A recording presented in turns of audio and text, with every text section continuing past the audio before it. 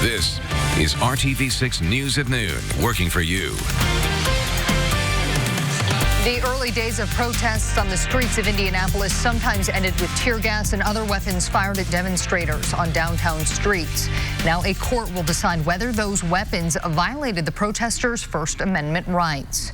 Good afternoon, I'm Meredith Barrick. It has been 3 weeks since Metro Police first used chemicals and projectiles to disperse the protests against police brutality. Today, one of the most prominent groups leading those protests is suing the city over the use of those materials. The ACLU of Indiana filed the lawsuit on behalf of individual protesters and Indy 10 Black Lives Matter.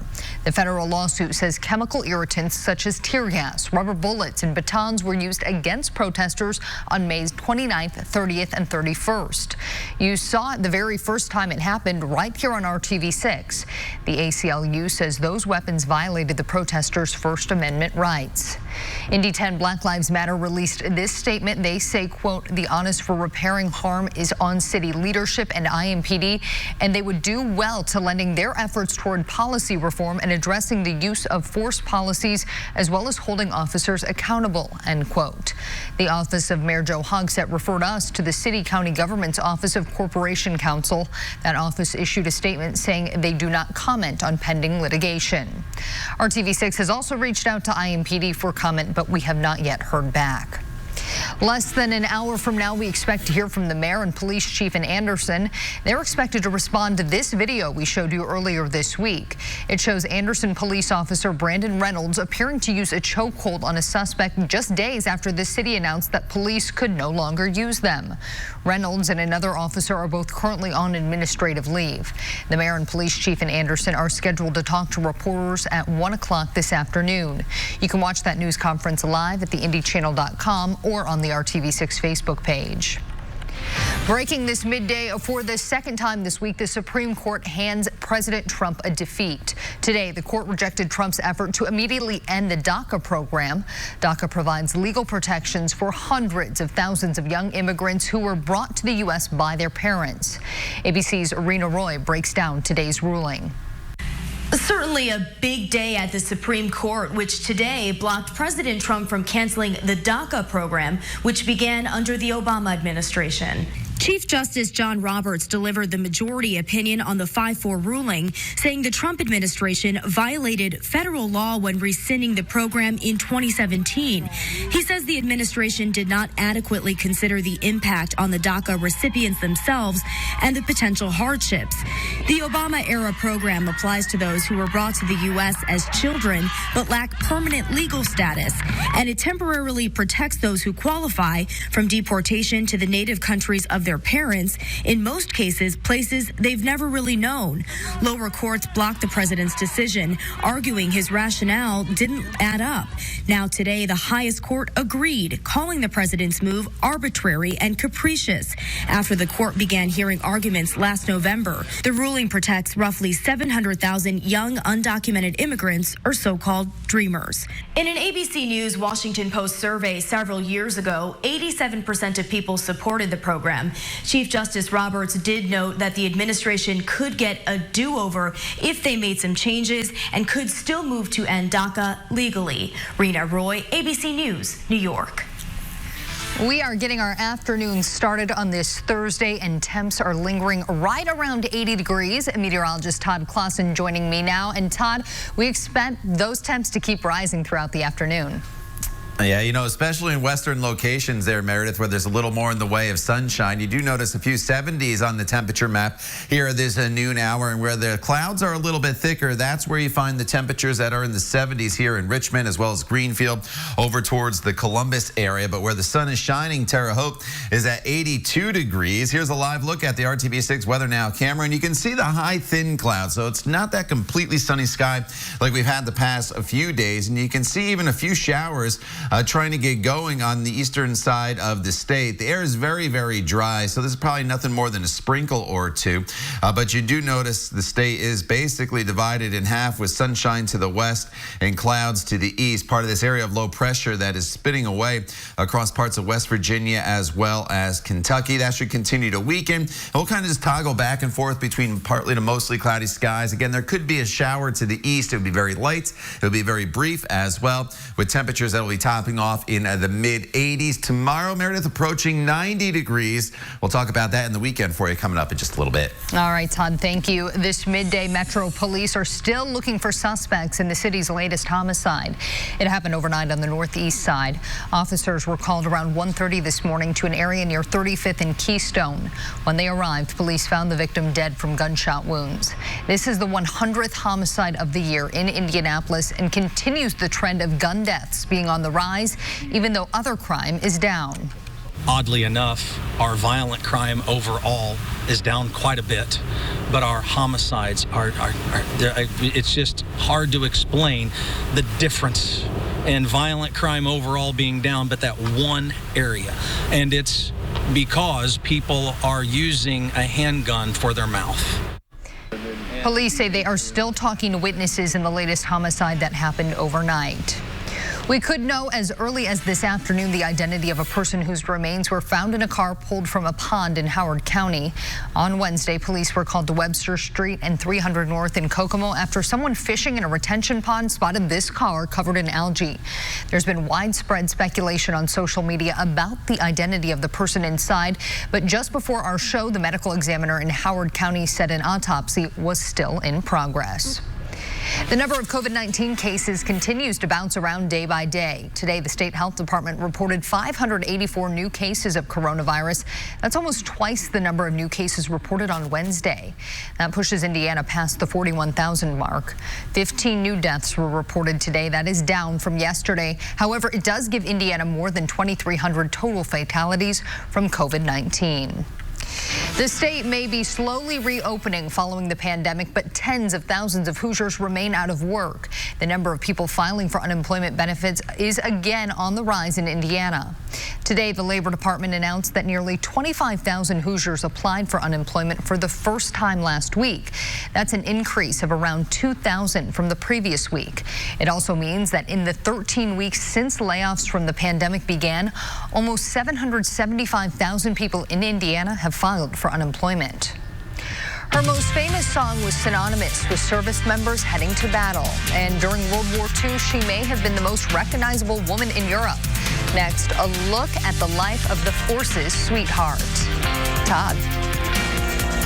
And Meredith, it's been a beautiful stretch of weather here across central Indiana with low humidity and lots of sunshine, but we're starting to see some changes take place here this afternoon. A little bit more in the way of cloud cover, a few showers starting to appear on Storm Team 6 radar, but we're still on track for the 90s potentially this weekend. We'll talk more about that coming up in your full Storm Team 6 forecast when the news at noon continues right here on RTV6.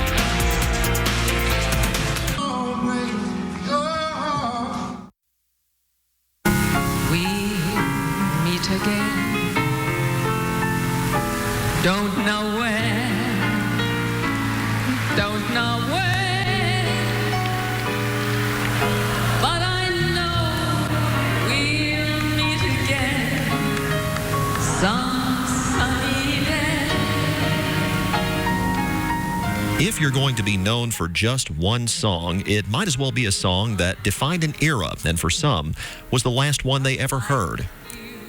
Vera Lynn was never a star here in the U.S., but in the U.K. at one time, she was universally known and universally loved, and that's not an exaggeration. During World War II, Vera Lynn was the force's sweetheart. She performed almost constantly for the service members of the U.K. and later the forces from the United States that arrived to help win the war in Europe. She always ended her shows with this ballad. The service members always sang along because many of them knew they would not be coming home.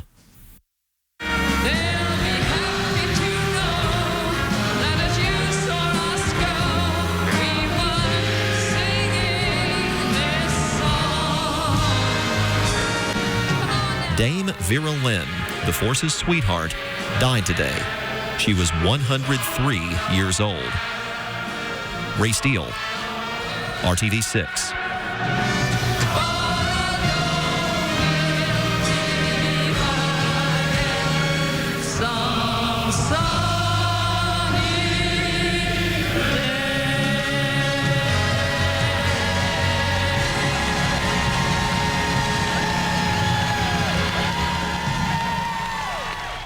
It is not only Black history, it's history for all of America. Next, why you've been hearing so much about an observance that's been around for decades, but is getting new attention this year. And we're taking a live look over the Circle City as temps continue to increase. We'll have your latest forecast coming up. You're watching the news at noon on RTV6. Even Petey can do it. Juneteenth is tomorrow, and this isn't just any anniversary. It's the past, present, and future, moments in time that define the Black experience in America. Friday, June 19th, marks 155 years since a federal order was read in Galveston, Texas, saying all enslaved people in Texas were free. Our Troy Washington has incredible ties to this holiday. She takes us along the journey of Juneteenth. My grandfather always tells me Juneteenth is not just a day, it's a part of who I am. After all, I was born just a stroll away from where Major General Gordon Granger stood out on a balcony in Galveston, Texas, to tell the slaves they were free. To the balcony and read that as of this moment, the slaves of Texas would be free, and they would have the same accordance as their master. If they were to be worked, they were to be hired out, and they would be paid a fair wage. Let's do the math. That announcement came in 1865, but really Abraham Lincoln issued the Emancipation Proclamation 2.5 years before. That means the slaves were free but didn't know because the news took that long to reach them. Freedom to them was much more than it is to us now. What freedom was to them is because back before this happened, the only thing that our ancestors had to look forward to was the sizzling heat, the rawhide whip of the overseers. I admit I grew up competing in Juneteenth pageants and going to the park every year to celebrate, but even I couldn't fathom the weight the day held for those kept in captivity for more than 200 years in America. June 19th became Juneteenth, the day Black people celebrate finally being free at last from bondage. Back in the days, there were ball games, rodeos, field barbecue. Everybody just had plenty for everybody. You know, it wasn't a thing. Nobody was selling nothing. Originally, everything was free on Juneteenth. Over the years, that's evolved, but the message hasn't changed. Working for you, Troy Washington, RTV6. Troy, thank you very much. Meteorologist Todd Clausen joining me now. Todd, people are going to want to get outside and enjoy the weather this afternoon because from here on out, it's about to get really hot. Yeah, you know, we're going to start to crank up the heat close to 90 degrees starting tomorrow. If we don't quite get there tomorrow, most likely we will during the day on Saturday. And if we do, that is going to be our first 90-degree temperature so far this summer. Now, some minor changes to the forecast here this afternoon compared to what we've seen the past couple days. The past couple days, we just had a few fair weather clouds.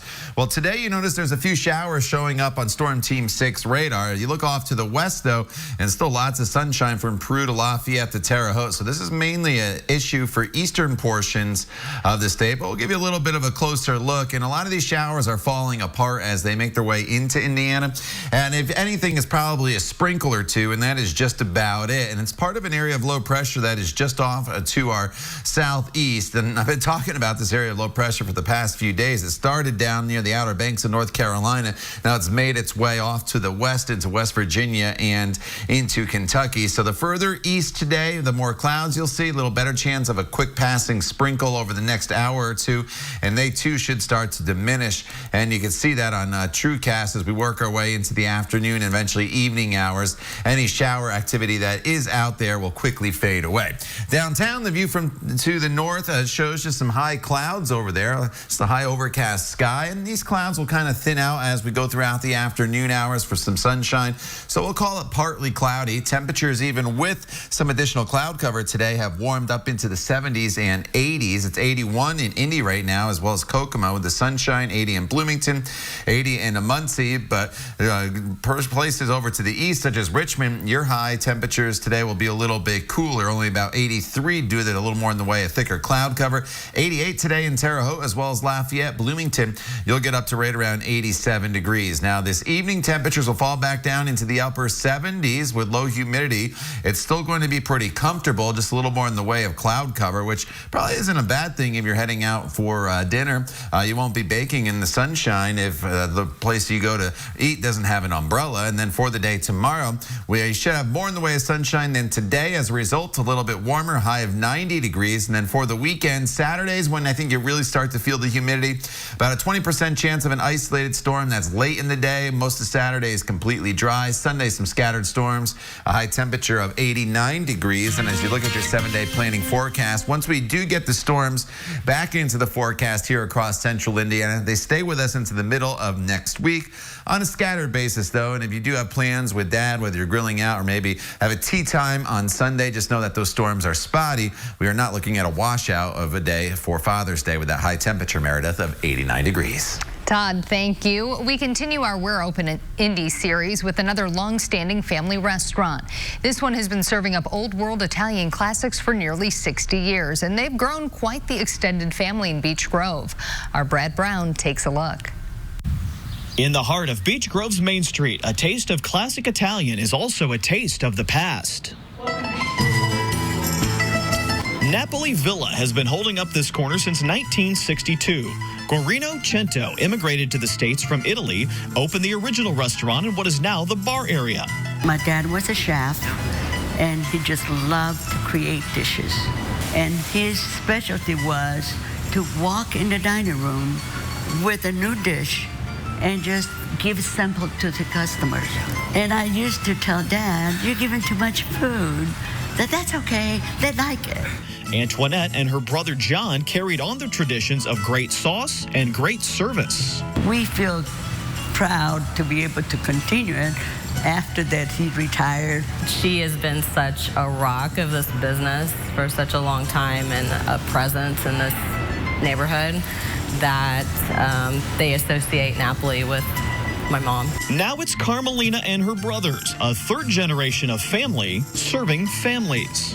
I think people always feel welcome, genuinely being attentive to, and they love coming here. The menu features some of Guarino's original 60-plus-year-old recipes that have certainly stood the test of time.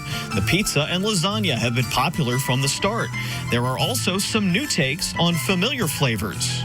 If you think about all those great times in your life, it always kind of gravitates towards a meal or food, and that's kind of our focus. We've always kind of been that comfort food in the Italian food realm. The Napoli family was able to navigate some tricky times this spring, but continued to get strong support from their neighbors. It's almost like an extended family. Our customers are just, they're as invested as we are in this community. Now they're enjoying the chance to welcome those friends back to the table.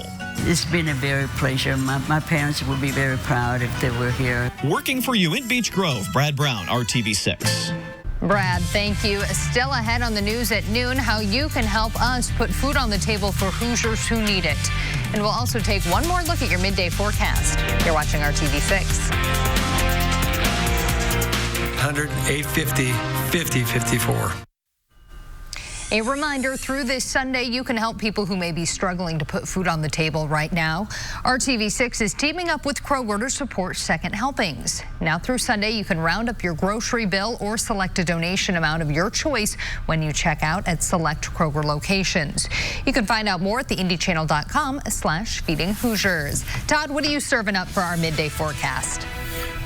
Serving up a little bit of everything. We have some sunshine to the west. We have some clouds off to the east and even a few sprinkles. Don't worry about the sprinkles if you see them. They're not going to do any damage to any outdoor plans. They'd be very light and they'd be very brief. Otherwise, partly cloudy skies this afternoon, 86 degrees in the city. 90 tomorrow with partly cloudy skies. Tomorrow, Saturday rather, a chance of an isolated storm late in the day.